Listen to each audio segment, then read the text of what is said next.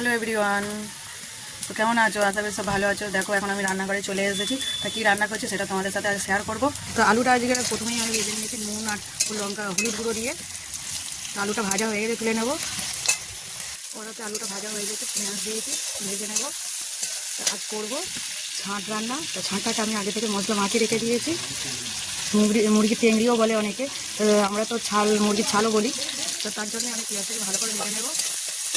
পেঁয়াজটা ভাজা হয়ে এসেছে, তা আমি এবার দিয়ে দেবো রসুন বাটা। তো একসাথে পেঁয়াজ আর রসুনটাকে ভালো করে ভেজে নেবো। রসুন আর পেঁয়াজটা আমার ভালো করে ভাজা হয়ে গেছে, এতে দিয়ে দেবো মশলা মাখানো মাংস। এবার দিয়ে দেবো কেটে রাখা টমেটো।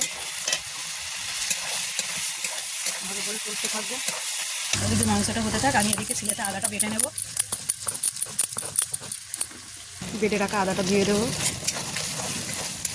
বন্ধুরা, কারা কারা ছাঁটের তরকারি খেতে ভালোবাসো কমেন্ট করে জানাবে। আমার তরকারিটা কেমন হয়েছে সেটাও জানাবে। দেখতে খুবই সুন্দর লাগছে। এবারে দিয়ে দেবো ধনে পাতা।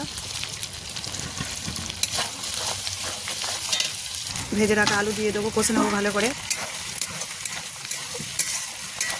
কষানো কমপ্লিট হয়ে গেছে, দিয়ে দেবো জল। তরকারিটা চাপা দিয়ে দিচ্ছি। তো বাগান থেকে কচি মূলো শাক নিয়ে এসেছে, সমেত অল্প ছোটো ছোটো মূলো হয়েছে। তো মূলোটা কেটে নেবো শাক সমেত।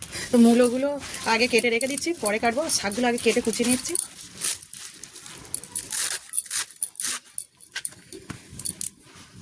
মূলো শাকটা কাটা হয়ে গেছে, সাথে লাল লাল মূলো কেটে নিয়েছি। এদিকে তরকারিটা আমার হয়ে এসেছে, একটু বাকি আছে। আলুটা দেখে নেবো, আলুটাও হয়ে এসেছে। তরকারিটা আমার হয়ে যেতে নামিয়ে নিয়েছি। তরকারি থেকে তেল খেয়েছে। তো বন্ধুদের কেমন লাগছে তরকারিটা?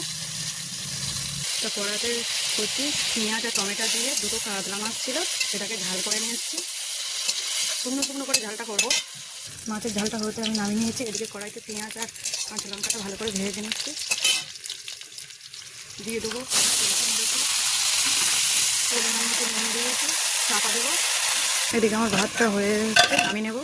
মূলো শাকটা আমার ভাজা হয়ে এসেছে, নামিয়ে নেবো। তো রান্নাটা তো কমপ্লিট বন্ধুরা। ছাঁটের তরকারিটা কেমন লাগলো কমেন্ট করে জানাবে। টাটা।